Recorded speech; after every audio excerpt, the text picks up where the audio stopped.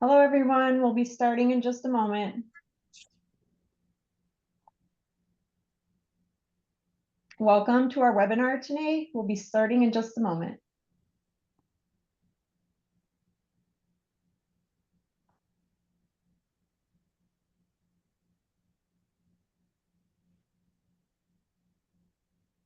Welcome, everyone. We'll be starting in just a moment.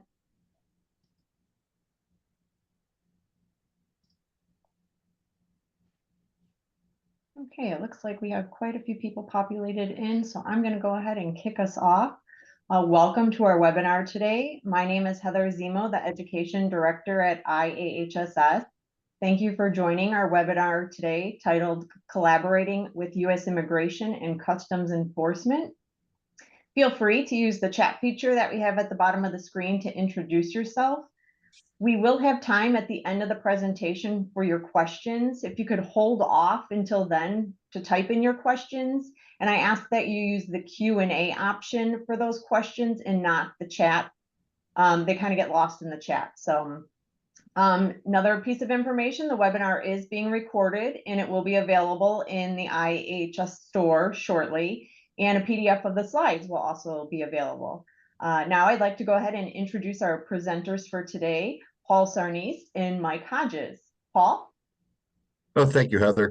And thank you, everybody, for taking the time out of your incredibly busy schedules to join this webinar concerning how we collaborate with law enforcement and particularly how we collaborate with immigration and customs enforcement.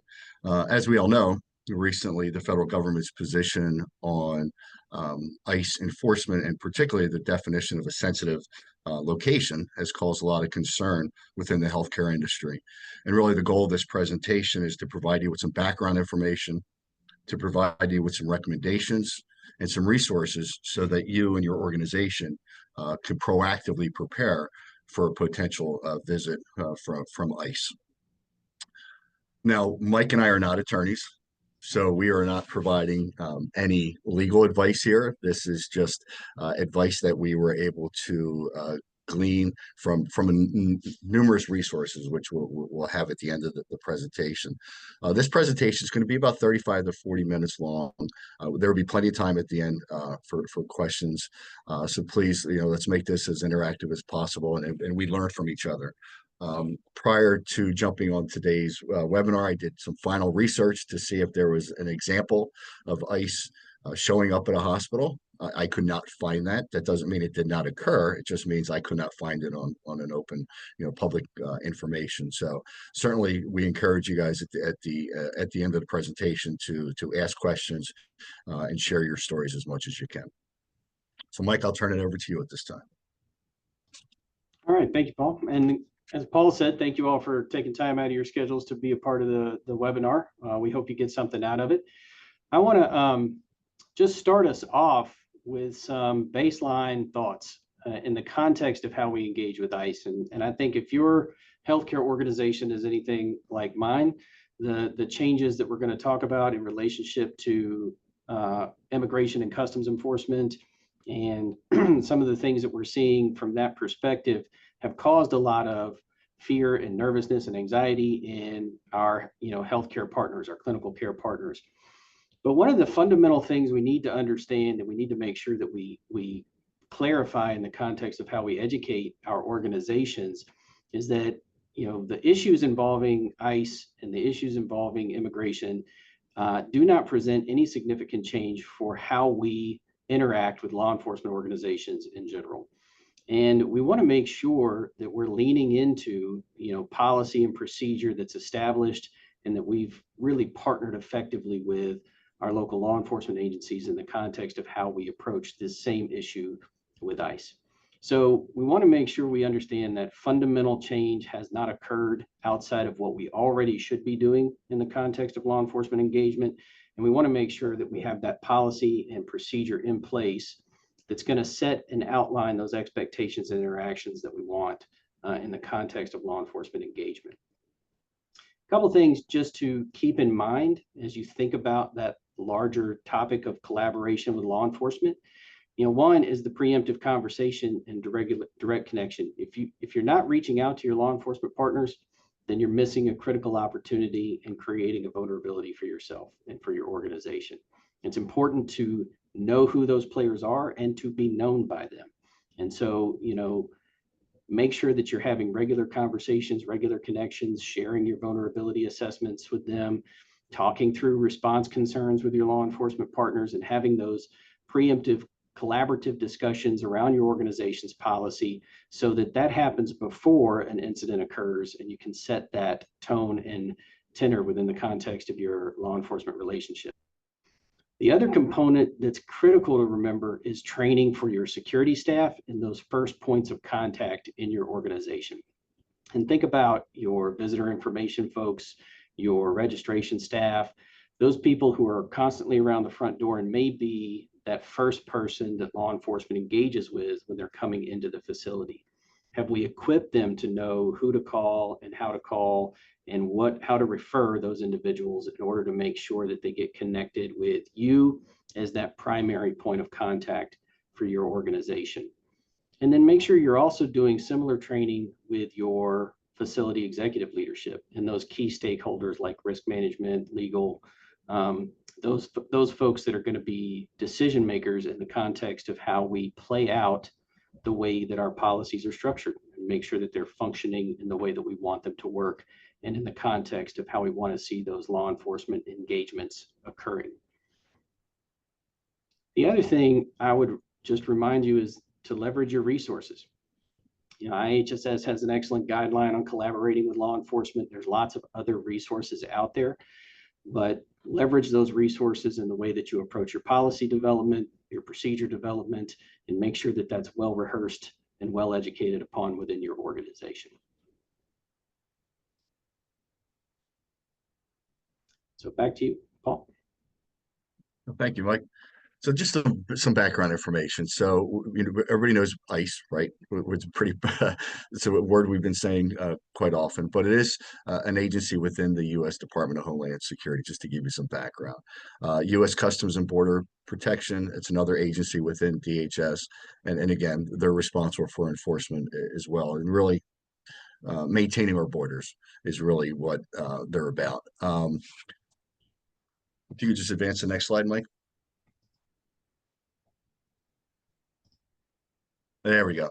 So this is some background, and this is really where things have changed. So back in 2021, the director of ICE issued an internal memo, and I'm sure many of you have seen this or at least heard about it in the news, basically directing the agencies to avoid certain areas that were considered sensitive. So places like churches and hospitals and schools were kind of off limits unless there was really extenuating circumstances for a warrant to be issued and so forth.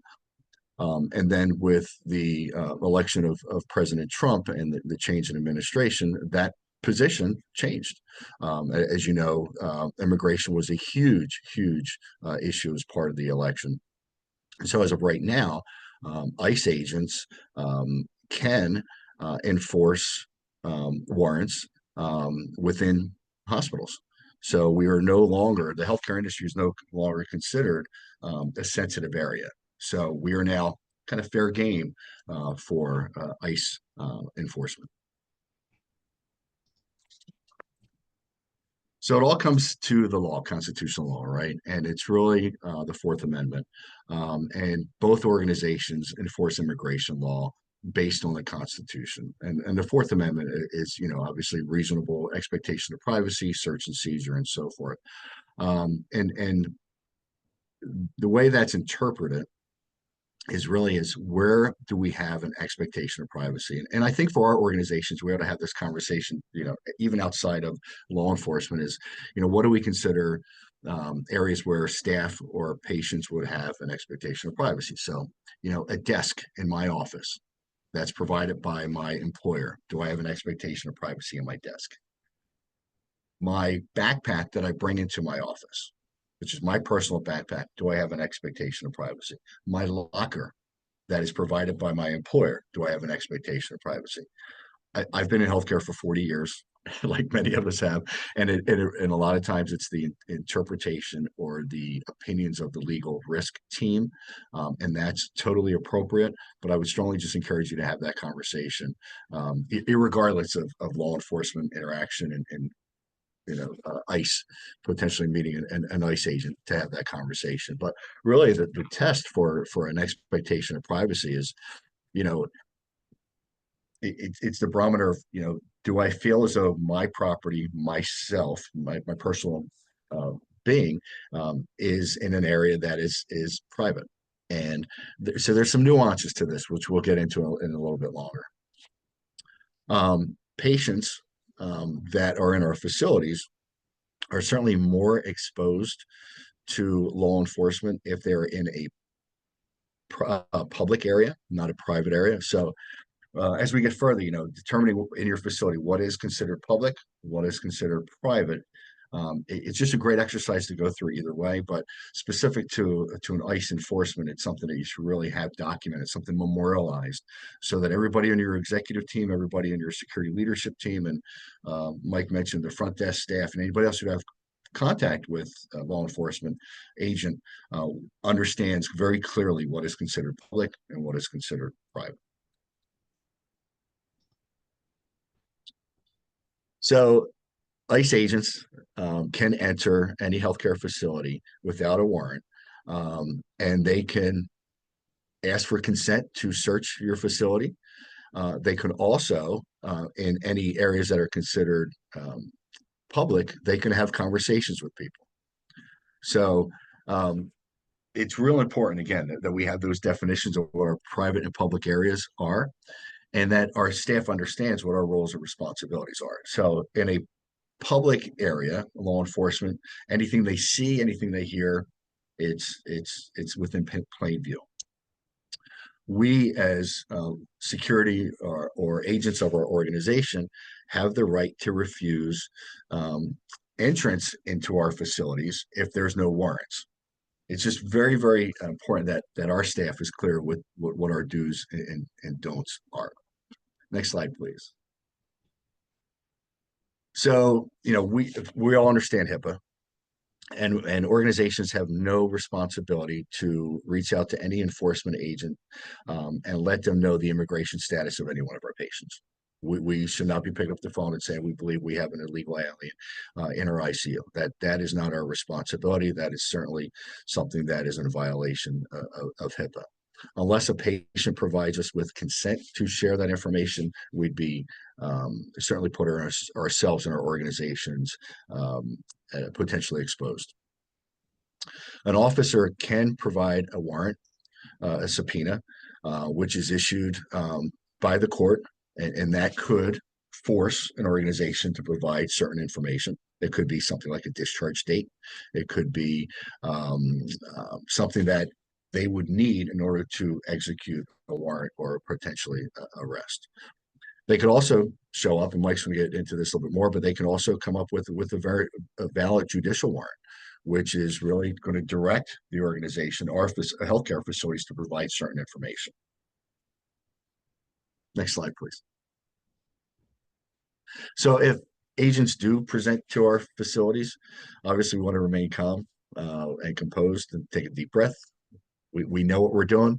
We've practiced it. We've got policies and procedures. We know how to respond.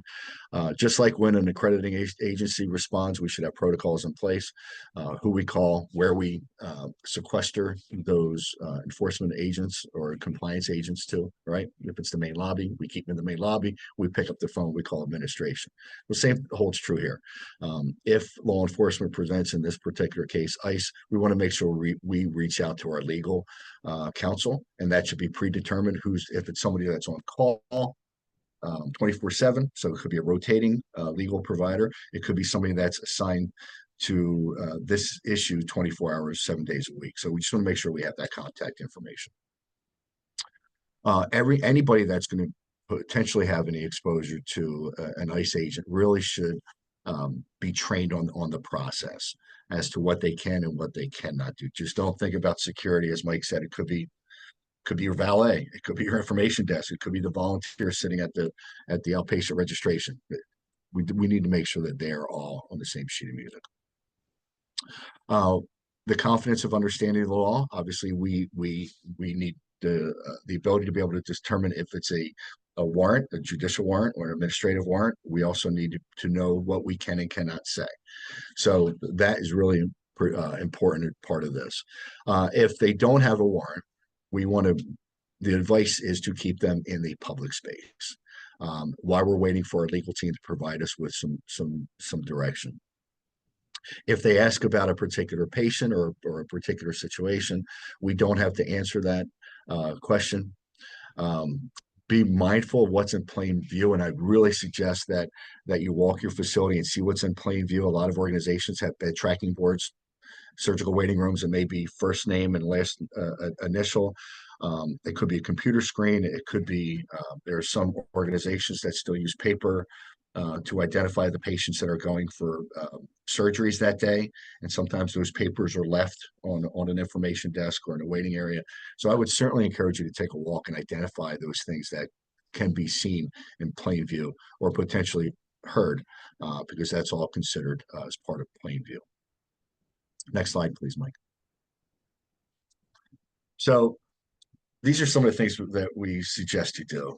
Really meet with your legal team, meet with your risk managers, identify those areas that are considered in plain view. Make sure you train all your staff as to what your policy is. Make sure you identify the folks that are going to be the contacts. I'll just share one story with you. One of my clients is a large high-rise building in Philadelphia, one of those iconic buildings, and we wrote a policy. We did not have the security leader at the table with us. So this was the corporate folks, the legal folks, and the building managers. And we just assumed that security leadership, which was a contracted agency, would take the lead and be that point of contact to interface with ICE. So we wrote the policy with that understanding in mind. And when we shared it with the contracted agency, they did not want to be that point of contact. So we had to change everything. So please, make sure that you identify those folks, that they're available 24/7, and that they understand what their roles and responsibilities are. So, Mike, I'll turn it over to you and go through some of the details of these warrants.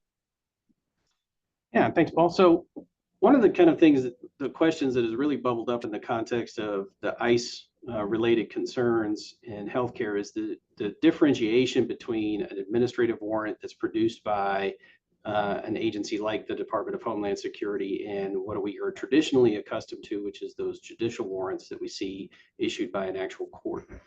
And so we want to take a little bit of time just to kind of demonstrate the differences and understand those two documents very well, because there are a lot of limitations in what ICE can actually do in the context of an administrative warrant as compared to what we're required to comply with in the context of a judicial warrant. So as we look at administrative warrants, we want to try to dive into these a little bit. First and foremost, these are specific documents that are produced by the agency itself, and they are administrative documents that are not signed by a judge or a magistrate that is impartial and looking to evaluate that probable cause. They're signed usually specifically by the immigration officer, the ICE agent, or a representative of the agency itself. The ICE administrative warrant is not a judicial warrant. They are very different things. And so we need to make sure that in the context of how we train our security staff in particular, in the context of how we train some of those key responders within our organization, they understand that differentiation and know what they're looking at with an administrative warrant.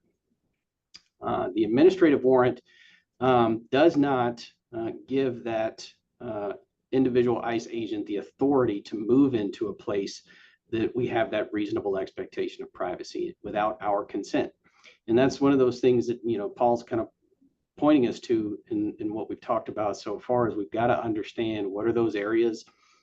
We can come into the emergency department waiting room, but we may not be able to go into the actual patient care area within the emergency department. That's a differentiation we want to draw and understand in the context of what's that area that has the reasonable expectation of privacy.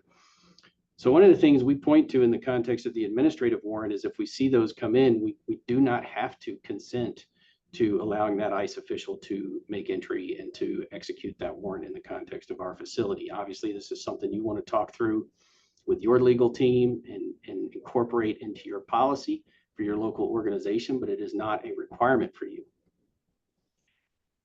This is an example of an administrative warrant, so it gives you kind of an idea of what we're looking at.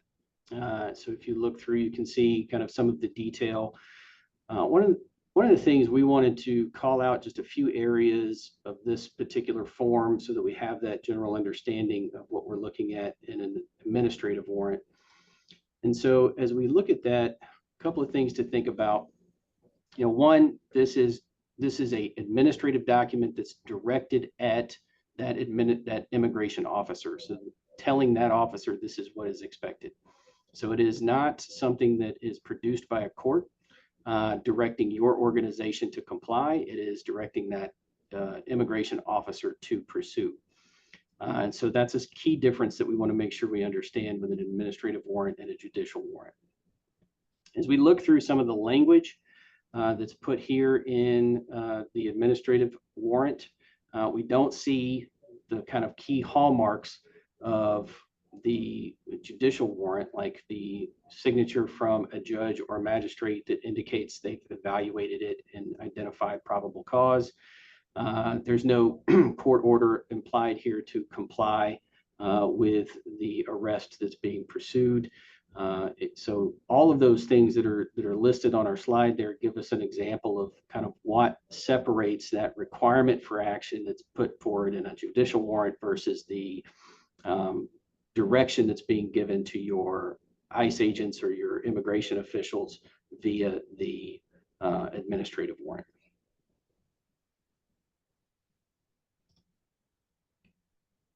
A couple other things to note as we look through the administrative warrant. So again, you see this is to any immigration officer in the United States.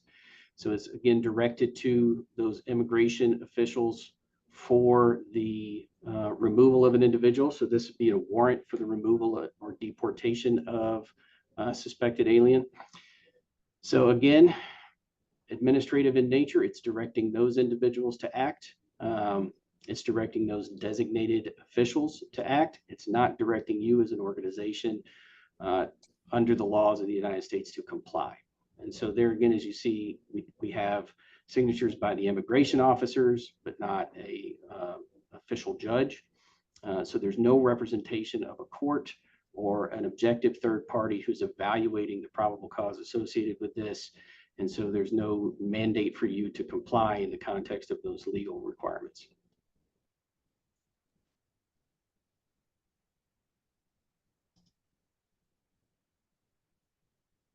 Some additional page 2 of that deportation warrant here.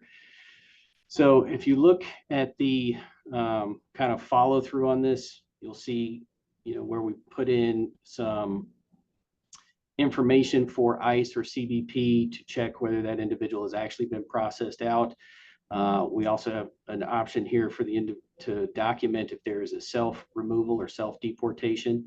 But again, nothing indicated in this document that it's an official court order or something that you are required to comply with.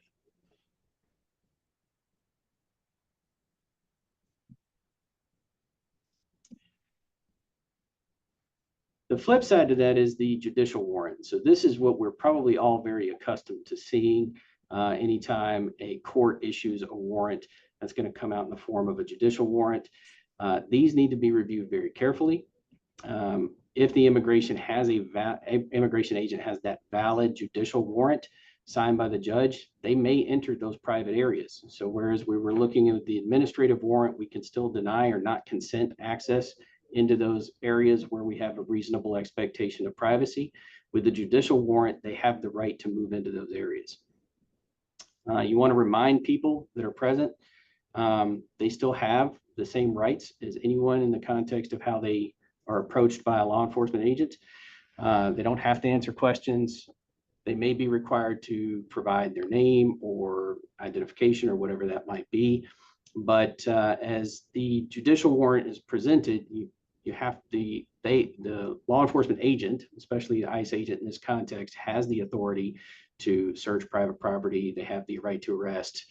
They have valid probable cause that's been vetted by that third party, that impartial judge, and thus the warrant has been issued. A couple of hallmarks for a judicial warrant is you're going to see that it's specific to an address to be searched. So as you're reviewing these warrants carefully, it's always good to double check that the actual address of your facility is listed there.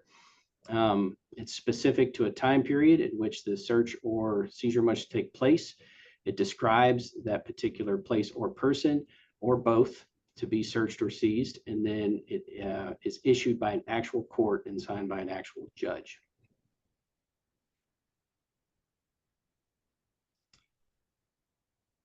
And as you look through kind of this example of a judicial warrant, you'll see some of those hallmarks. You've got the signature by the judge, you've got it issued by an actual court. But one of the things that I think is critically important in the context of not only providing education on these two documents, but in the larger discussion around law enforcement collaboration and engagement, is you should have a process and a policy in place for how you deal with warrants, how you train individuals who encounter law enforcement agents who are trying to serve warrants, and how you process those warrants within your organization, and have those preemptive conversations with your law enforcement partners to say, hey, if you guys need to serve a warrant, if there's a subpoena, if there's something that needs to happen within our organization, this is the process we've set up. We want to help you facilitate that effectively while minimizing the impact on our patients and our employees.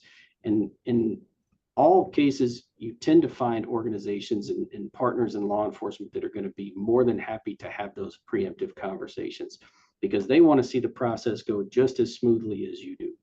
And so when you take the time to kind of dive into what you're required to do in the context of a judicial warrant, how you have those preemptive conversations with your law enforcement partners, how you set up policies and training in the context of your organization, and how you teach individuals not only to kind of look critically at these types of documents and understand what they're directing the organization or not directing the organization to do, but also how you walk those individuals through that process.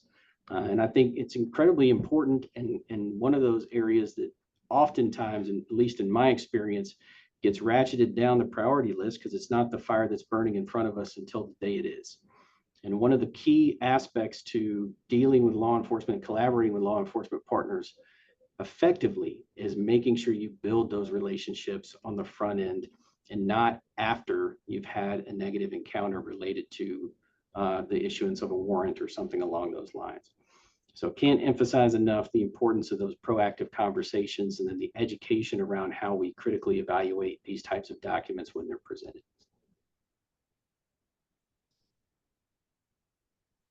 Well done, Mike. So I would ask everybody to reflect for a moment. Think about the name of your local police chief, the captains, the lieutenants that support you. Think of the name of your prosecutor. If you don't know the names, you have some homework. Reach out, introduce yourselves. And I would always suggest that at least on an annual basis, you sit down with your law enforcement leadership, those that support your organization, and your executive team, and not only just to meet each other, but to talk about, community issues that are going on that could be affecting your organization, or projects in your organization that could be impacting law enforcement. In my organization, we did it twice a year. We sat down for lunch, breakfast once, and then lunch. And then we did, coffee with the cop. If the police departments were open for that, we would host the coffee with the cop in our cafeterias in the facilities. We did drug take back days with our local law enforcement. Building that relationship when the skies are blue are incredibly important.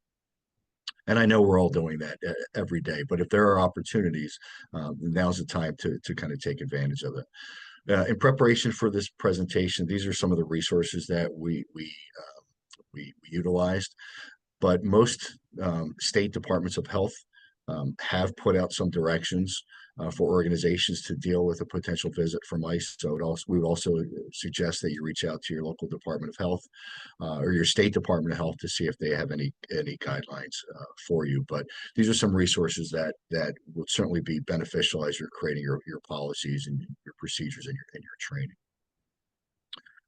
So on behalf of Mike and I, would thank you for your time and attention. And certainly at this time, we can open up for any questions you may have. If you do have questions, please don't hesitate to put them in the chat. We'll be happy to talk through them. Put them in the Q&A, not the chat, because they may get lost in the chat. But I see there's about 3 or 4 questions, Mike and Paul, that have come in through the Q&A. Okay. I'm looking at the wrong thing then, because I was looking at the chat. I was too. You didn't listen to my instructions. Well, that's not the first time. All right, here we go. We got a couple of questions. So Chuck asked, does HIPAA allow for certain limited disclosures without a warrant when Leo is trying to locate or identify a suspect of a crime or investigating a missing person? Yeah, the answer is yes. If there's an active investigation of criminal activity, there are some allowances under HIPAA to give limited disclosures. I talked through that with your compliance team and make sure that everybody's on the same page and really try to define those well in your training. But there's definitely some opportunity there for you under HIPAA.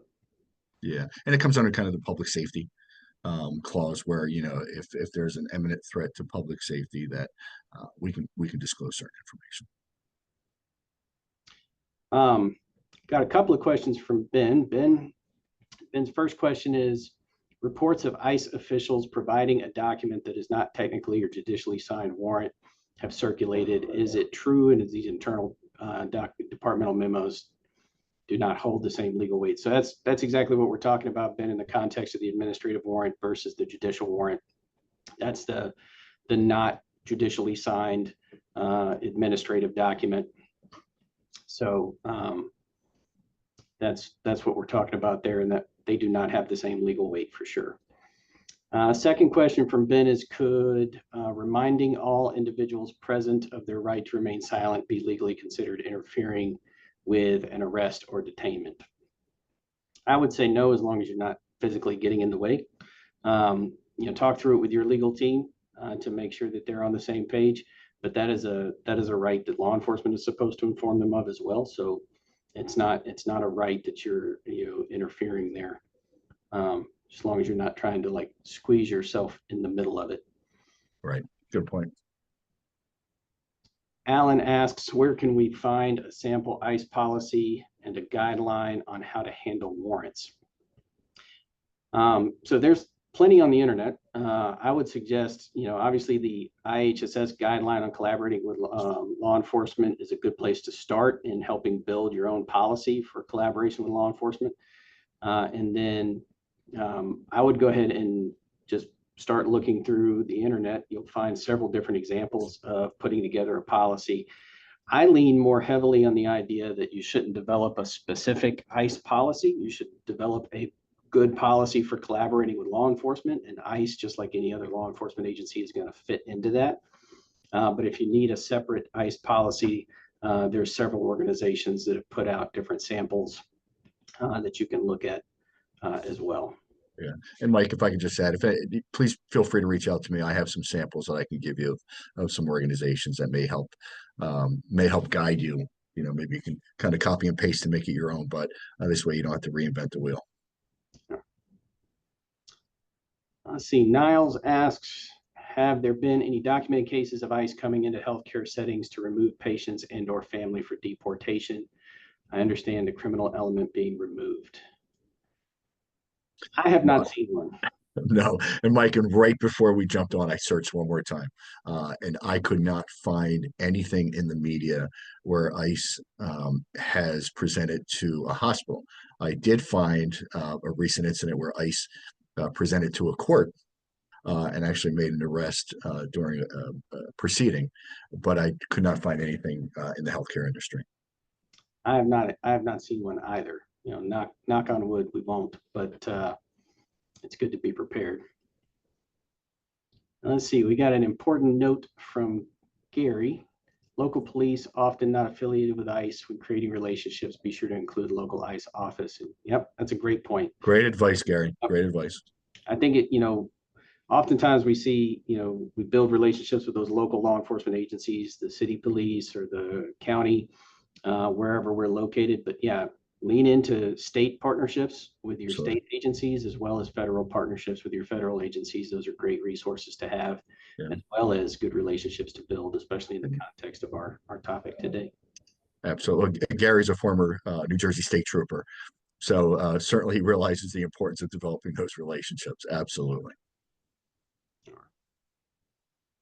Any other questions? Looks like we're going to give everybody the gift of free time in their day. Yeah. Oh, let's see. Sherry came up with something here. What is the requirement of a healthcare organization to report to ICE? If a security officer observes and/or recognizes that an immigrant appears or has communicated that they are being trafficked, what would your suggested plan of action be? So we don't have a legal requirement to report to ICE. So let's take that and put it over here. There's no specific legal requirement to report immigration status at all. Trafficking is a whole nother discussion. And so if, you know, I would segregate that out to say there's definitely some things that need to be done if you have an individual who is communicating that they're being trafficked, and we can go down a whole rabbit hole on, you know, response to human trafficking, but the immigration status doesn't play into that one way or the other. There's no responsibility to report the immigration status. You do have a responsibility to respond to the trafficking. So that would be the way I segregate it out, unless you got a different thought, Paul. No, you're right on.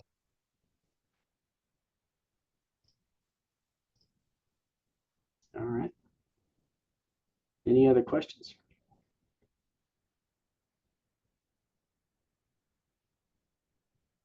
I don't see any coming in, but I'm sure I was just gonna say, I bet your emails are handy on the next slide. If they have any questions, they could reach out directly to either Paul or Mike.